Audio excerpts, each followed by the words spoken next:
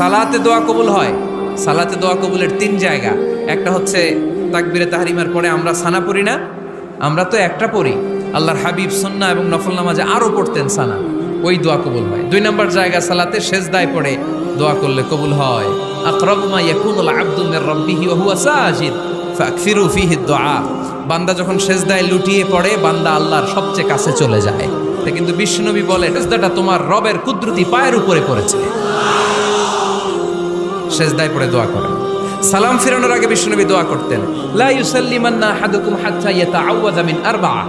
আল্লাহর হাবিব বললেন, চার জিনিস থেকে পানাহ না আছে আমার কোন উম্মত যেন সালাম না ফিরায়। তারা যেন পড়ে, আল্লাহুম্মা ইন্নী আউযু বিকা মিন আযাবিল কবর, আউযু বিকা মিন আযাবি জাহান্নাম, আউযু বিকা মিন ফিতনাতিল মাহইয়া ওয়াল মামাত, আউযু বিকা মিন ফিতনাতিল মাসিহিদ দাজ্জাল। আল্লাহ কবরের আযাব থেকে বাঁচাও, আল্লাহ জাহান্নামের আগুন থেকে বাঁচাও, আল্লাহ জীবন মরণ